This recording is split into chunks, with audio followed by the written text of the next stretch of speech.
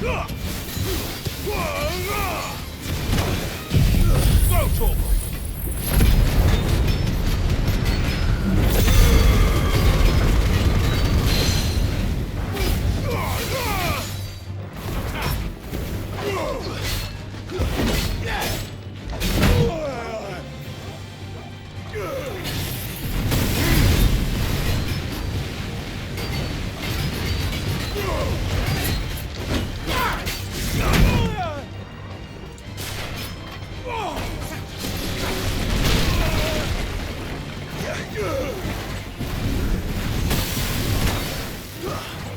To me, boy.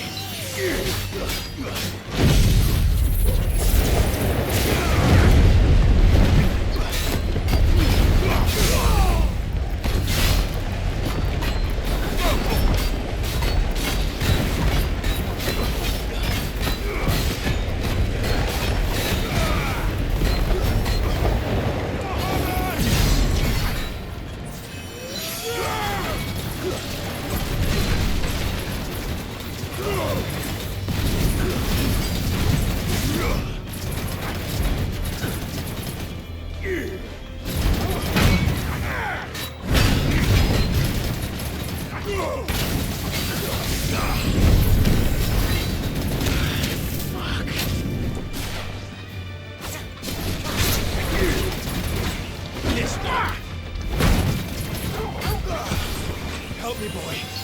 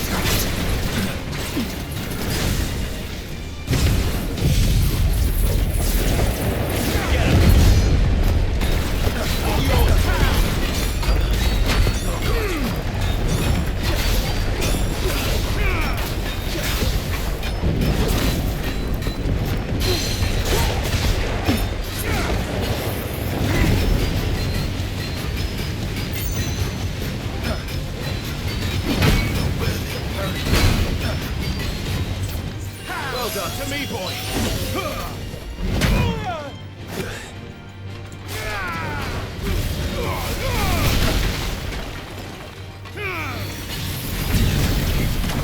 Too slow. Fire and flame!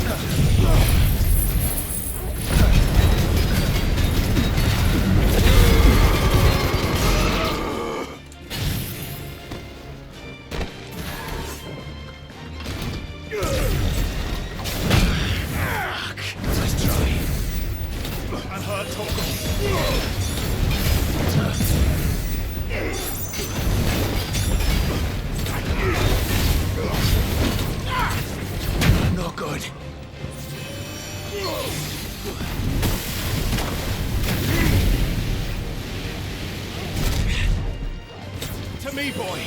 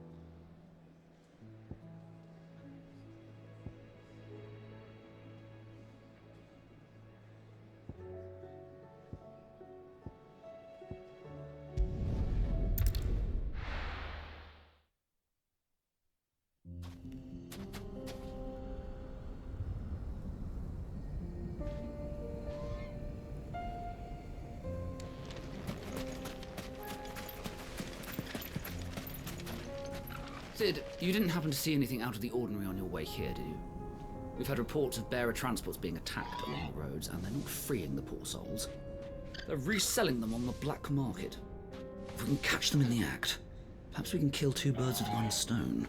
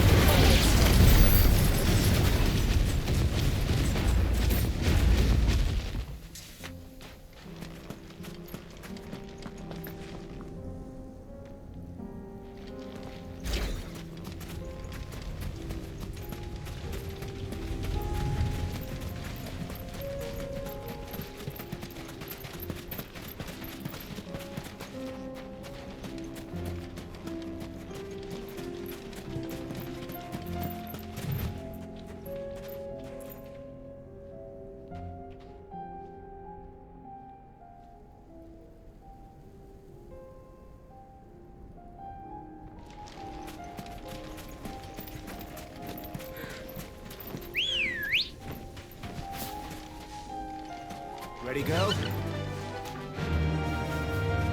Faster!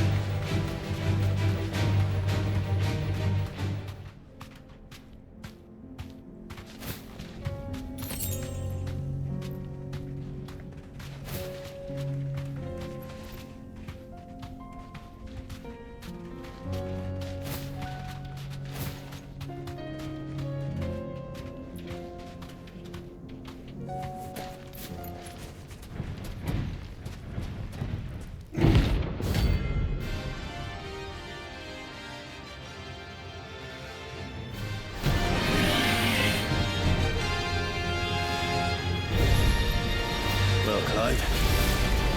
Looks like you defeated the biggest horde.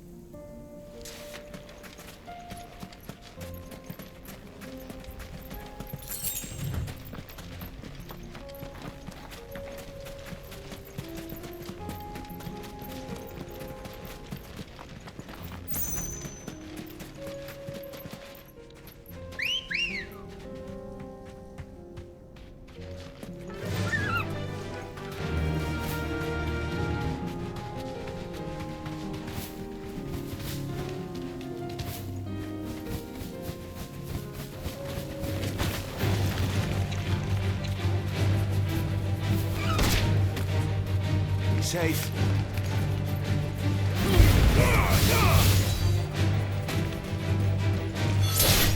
You're finished.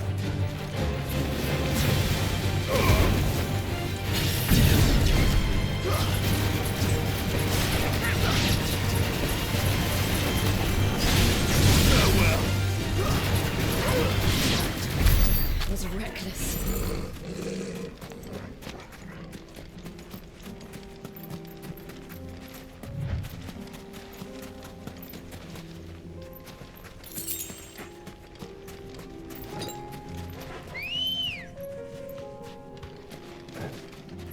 Good girl.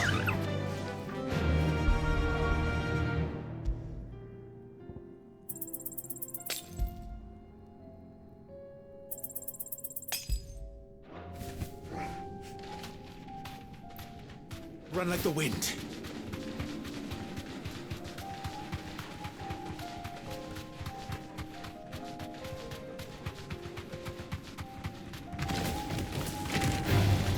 All right. You deserve a rest.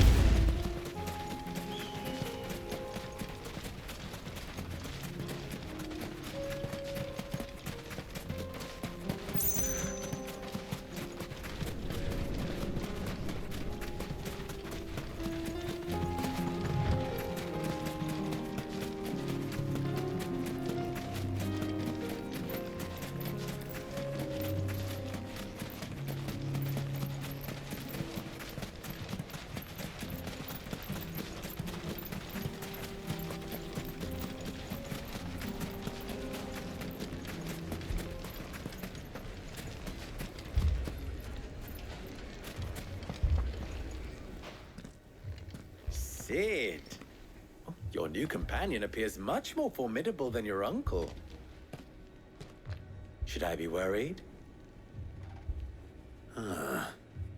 You haven't been introduced. Jill, Clive has told me much about you. All lies, I'm sure. Your Stolas said that Dalamil has a bandit problem. Indeed.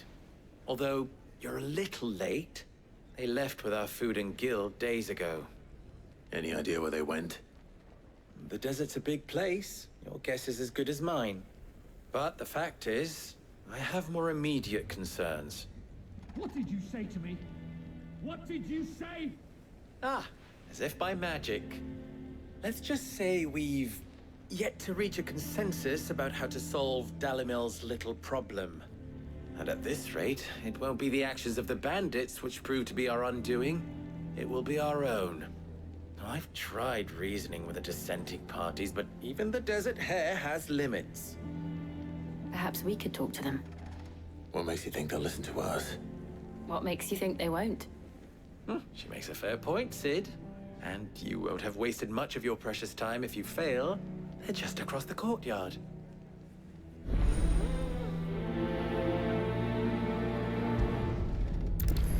Suppose we just follow the shouting.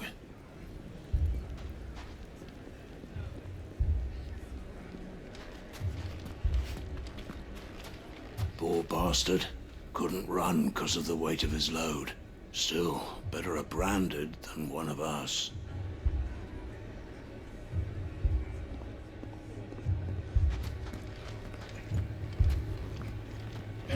Fucking thieving bastards! As if life hadn't been hard enough round here since the Fang fell.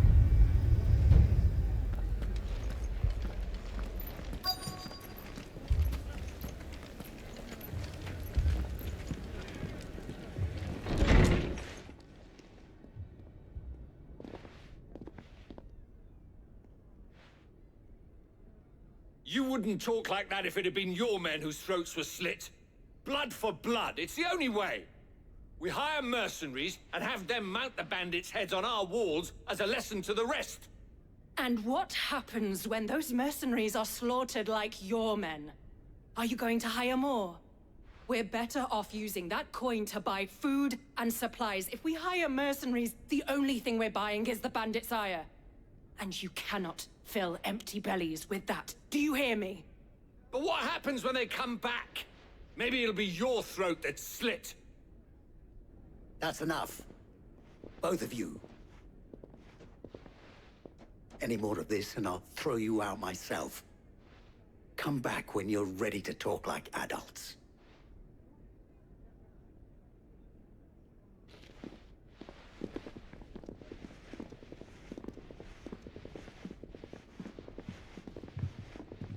Victor. What's he doing here?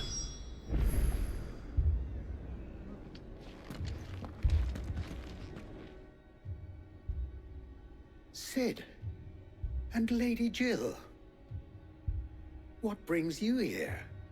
I was about to ask you the same thing. Costness is in chaos, and the markets have all but ceased to operate. The Briar's Kiss here in Dalimil is the only place I can reliably obtain supplies. I was here to do just that when Master Lubor told me of his troubles. He thought I might be able to talk some sense into these fools. But if you're here, I suppose his patience must be waning. Who are those people? Those were the thorns in Lubor's side. And the reason this place might be headed the same way as Costness. It's these accursed skies. The darkness is enough to drive a man to madness. Or an entire city, for that matter. We're still working on the skies.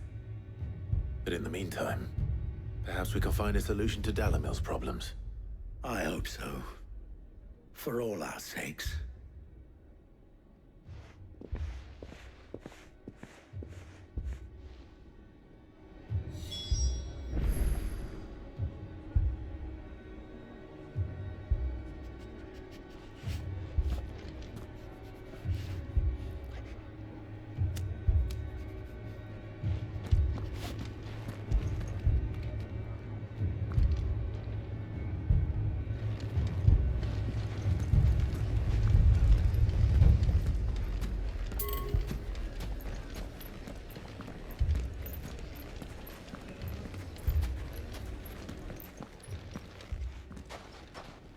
So, you see my predicament?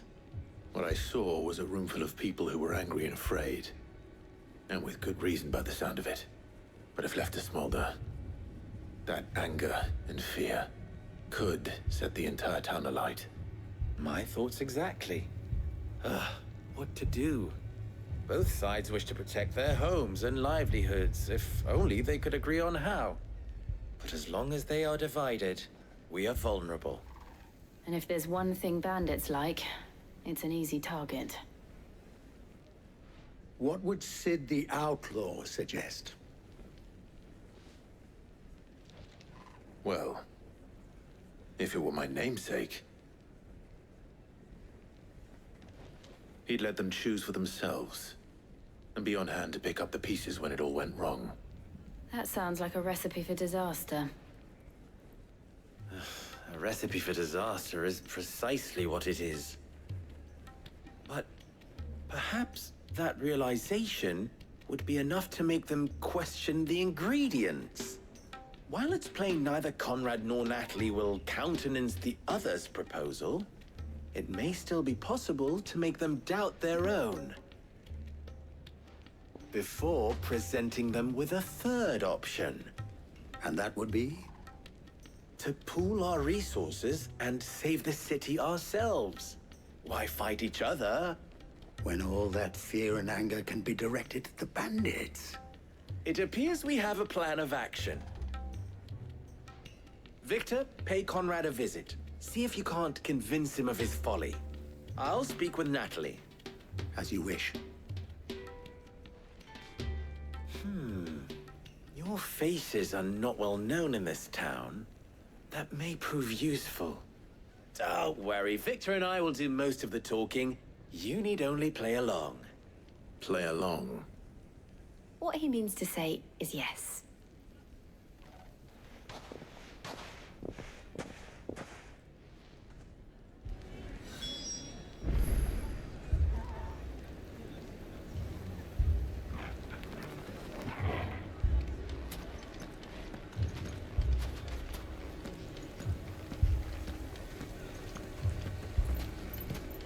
People take notice of wealthy men. Shouldn't be too hard to track down Karen's collector.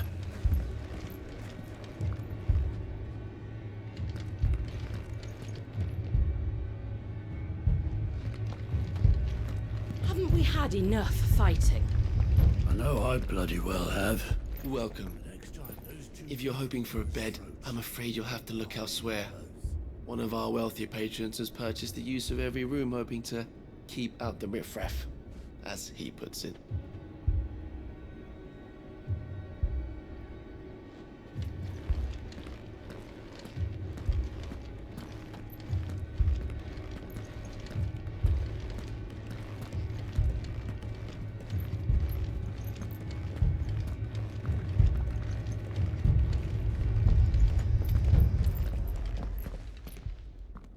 My reputation will be ruined! Ruined! Calm yourself, Lord Ignac, I beg of you, before you do yourself a mischief. Pardon the intrusion, but... Out! Get out! I paid for these rooms so I wouldn't be disturbed. Leave me be! Please, allow me to apologize. His lordship is going through a difficult time, and he's never been fond of guests arriving unannounced. Radim! Get rid of the filthy oaf this instant! Very good, Lord Ignac. Would you mind stepping outside for a moment?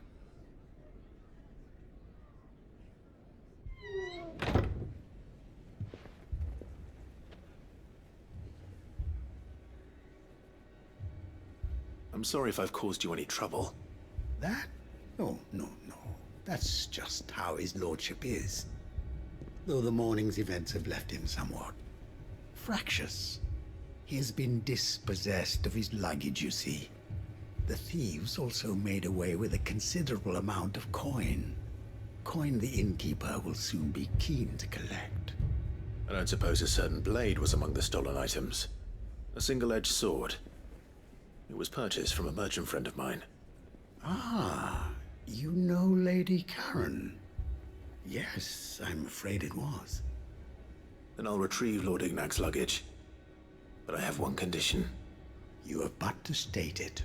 You are welcome to anything that is within my power to grant. I want an audience with Lord Ignac. A few minutes should be enough. Then I'll be on my way. A condition I would be a fool to refuse. Of course, you shall have your audience. I don't suppose you saw where the thieves went. I did not, no. Though some discreet inquiries made on his lordship's behalf mean that I know where you might find them. The bandit's bed. Every ill-gotten coin in Dalimil is said to pass through that disreputable corner of the Valcroy. and that's where I'm heading. I shall speak to Lord Ignac in your absence, and arrange for an audience upon your triumphant return. That will be very kind of you. Farewell, and best of luck.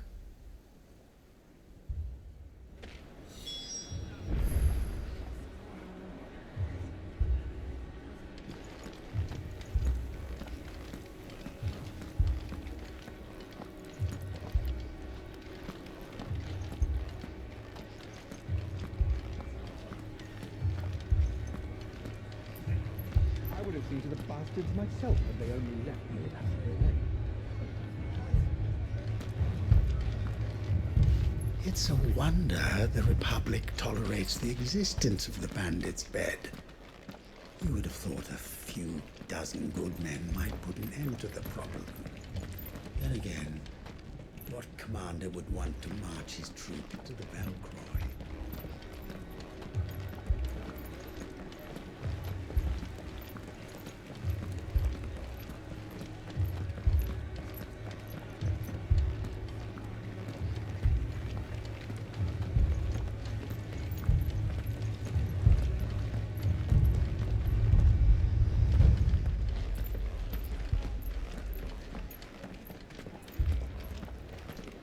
So much for the men of the Rock. The cowards took to the hills as soon as they saw the mob coming.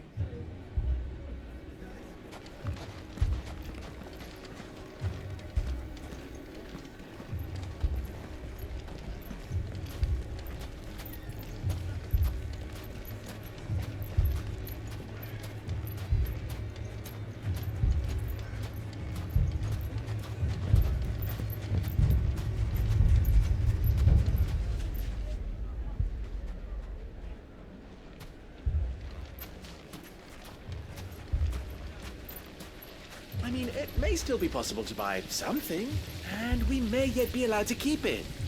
Yes, but... never poke a hornet's nest, they say. Conrad's going to get us all killed. We mustn't do anything to provoke them. Ah, here he is now. Natalie, allow me to introduce Lord Underhill of Randalar's prestigious League of Merchants. Lord Underhill. At your service. Underhill. I was just telling the good lady of our conversation, my lord, and how you were lamenting the state of the capital's stores. Lubor says that not only are the granaries almost empty, but that war and the Blight mean this season's harvest won't be enough to fill them for winter. Indeed, certainly that is the case. The nobles in the capital are buying up the city's stocks of barley and wine, driving the prices higher than most commoners can afford. It is only a matter of time before the peasants revolt. It is worse than I thought. If what Lord Underhill says is true, I fear we have little hope of supplementing our stores, meager though they regrettably are. And while I applaud your endeavors to dissuade our more bellicose citizens from seeking vengeance, I sense Conrad is not wrong in his assessment of the bandits' likely return. Which means that now, more than ever, we will need to secure what little we still have. Food, weapons, herbs, everything. If our humble town is to endure not only this hardship, but those that are certain to follow, we must stand united. All right. If it will help to protect my home, I'll do it. But you needn't have gone through this charade.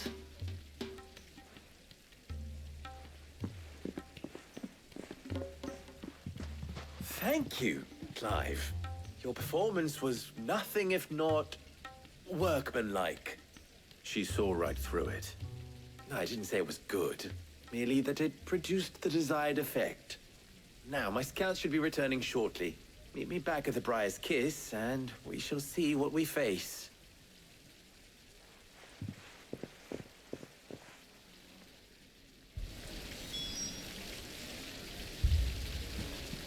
It appears I have no choice but to do what There's truly no chance for us to restock our supplies. That's it then. We shall have to do this the hard way.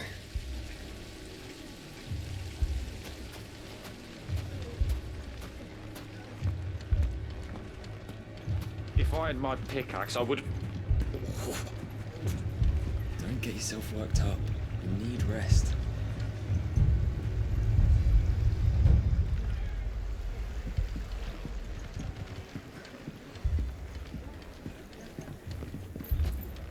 My shop? Why would anyone do such a thing?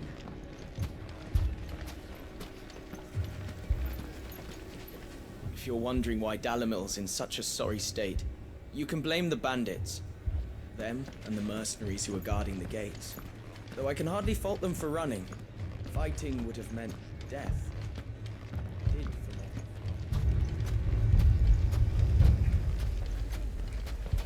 Picture it, Conrad. Your own city guard. With you as captain. Me? Buying more supplies. We might as well scatter seeds near a rat's nest. They're the problem, and only steel will solve it.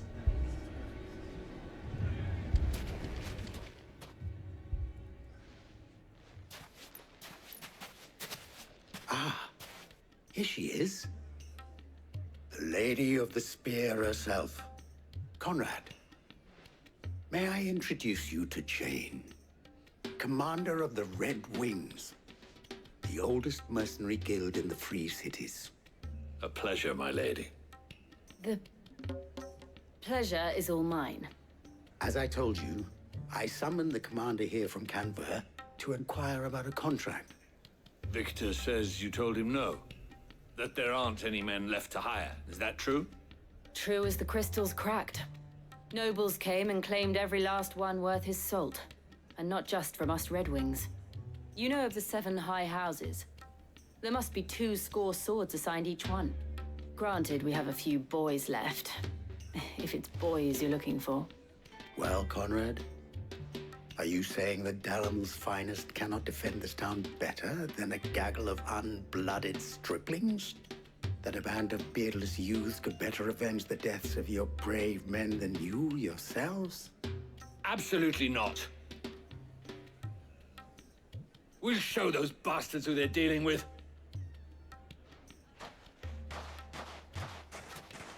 I can't believe that actually worked. Conrad's not what you call the brightest candle in the crypt. And there's a reason why I had you do the talking and not Sid. Well played, my lady.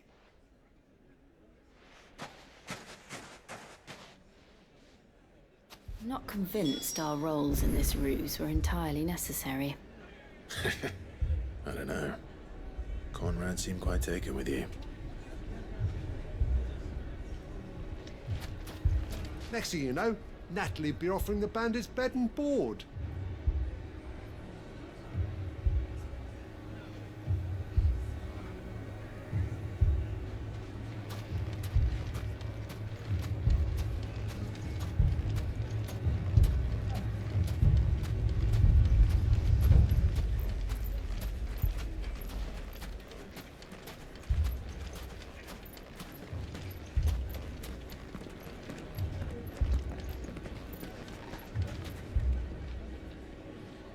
Good news, Sid. Both Conrad and Natalie have somewhat gracefully accepted their new roles. With time, they may even learn to. Time no longer appears to be the luxury it was before lunch. I take it your scouts found the bandits. Technically, it would be the bandits who found my scouts. It appears they march for Dalimil as we speak. All of them. You're not serious. They don't just want food, they want the whole damn town.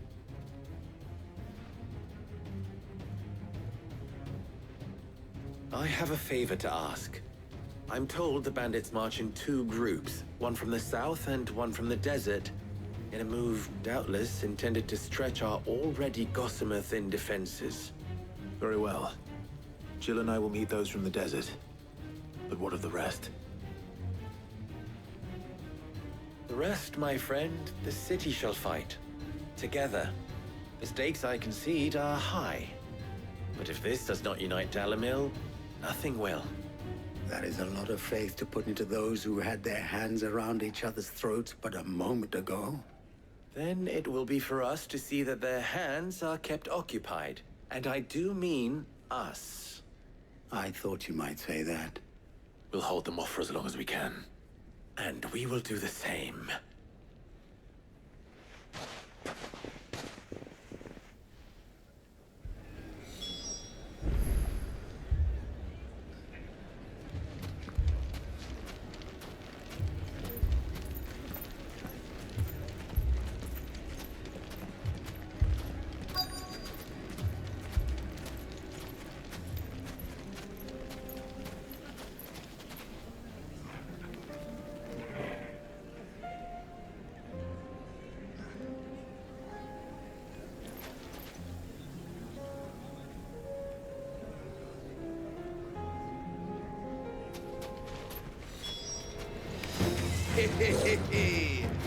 No women bucket. I'll take that one. He's all yours.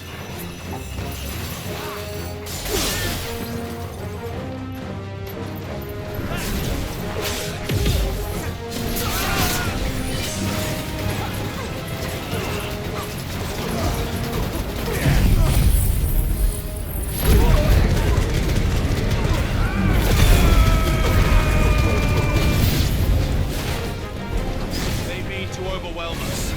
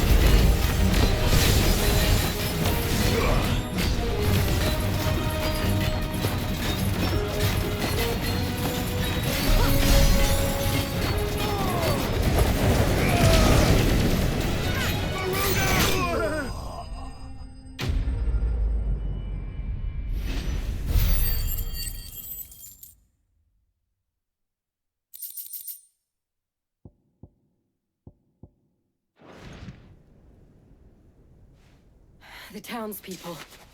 Could they have held out? I don't hear any fighting. What do you think? That we should hurry.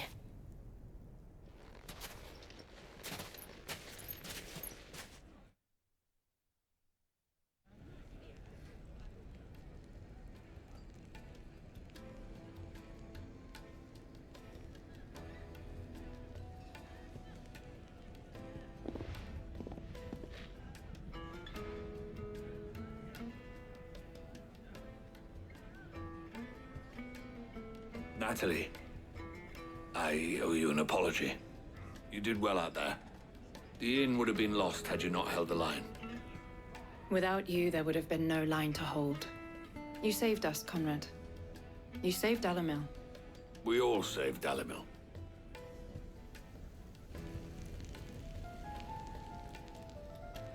Conrad seems to have had a change of heart. I'd say they both have. I take it from your presence that our visitors from the desert won't be joining us either. Pity. The plan worked, Sid. Granted, it only took an army of bloodthirsty bandits at our gate. Calm now, Victor. Why quibble over the details? We are united, and that is all that matters. As for you, Sid, you fight considerably better than you act. I'll take that as a compliment.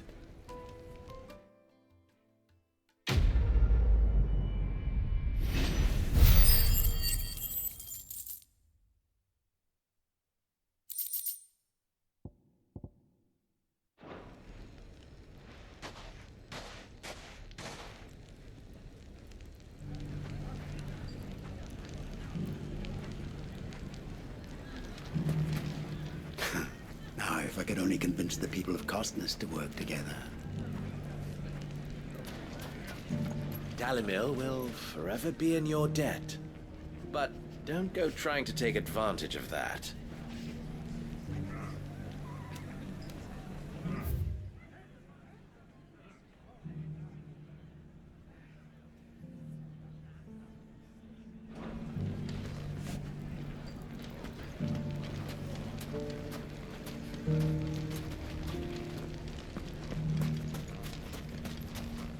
We may have driven the bandits back once, but what's left of them are still out there nursing their wounds and their grudges.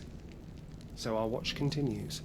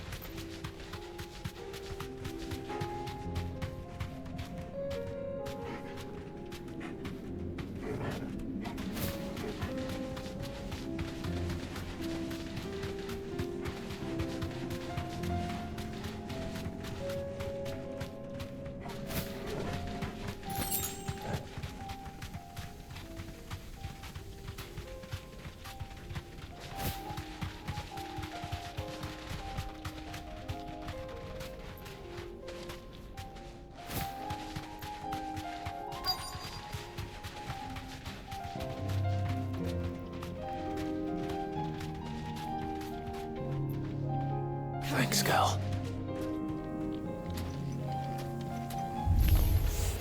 We've got company! Come on, lads, let's tear the bastard's head off!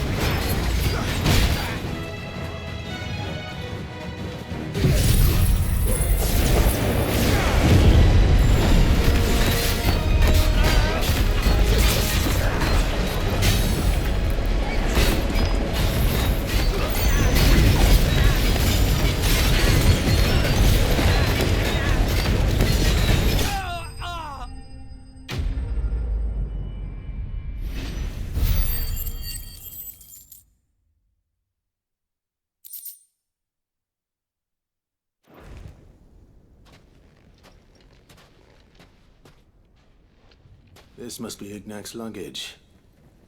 Nothing seems to be damaged. All right. Let's get it back to Dalamil.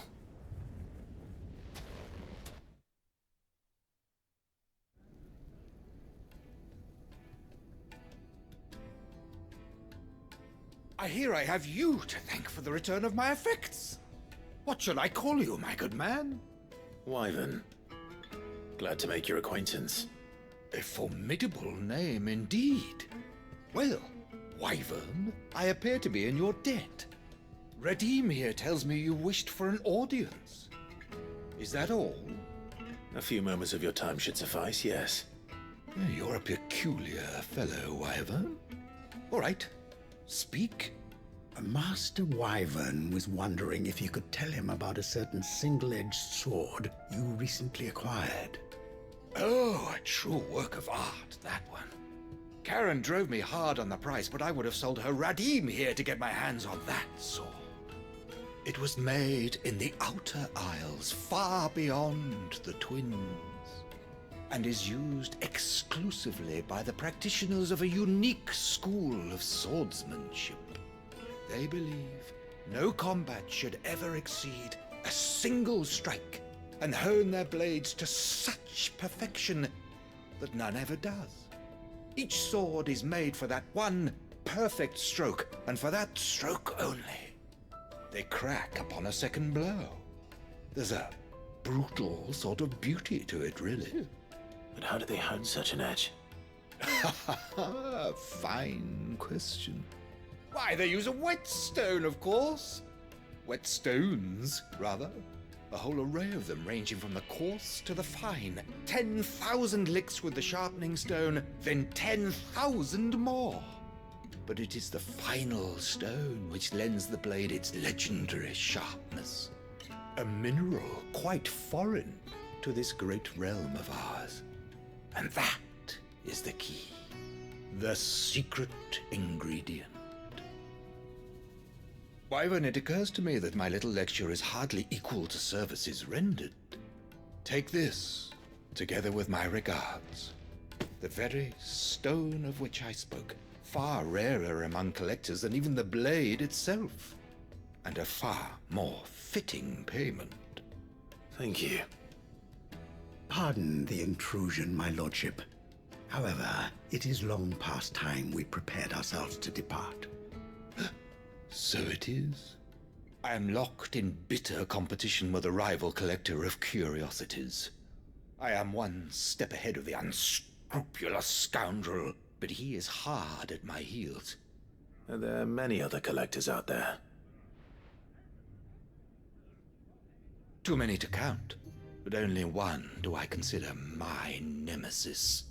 Lord Byron Rosfield, and is a perennial thorn in my side. I can imagine. Farewell, Wyvern. May our paths cross again. Radim, we mustn't dawdle.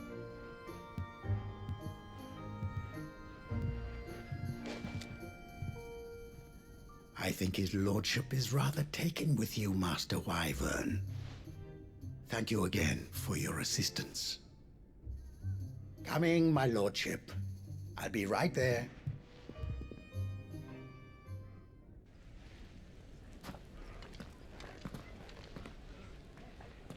Trust Uncle Byron to find such an interesting rival.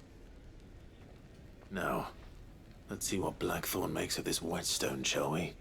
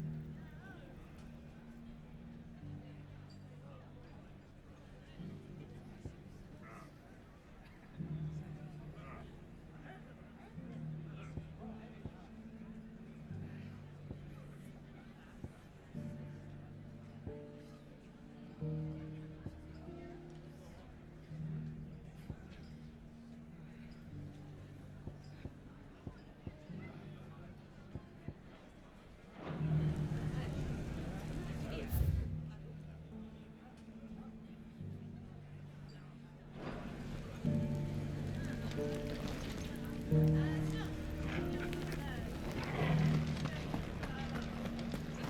bandits may be no more, but look what they've left us with. We've a hard time putting this. Mummy, are the bad men going to come back? The gentlemen of the town guard are... You wouldn't happen to know if the pieces that were stolen from my stall were recovered, would you? They were irreplaceable.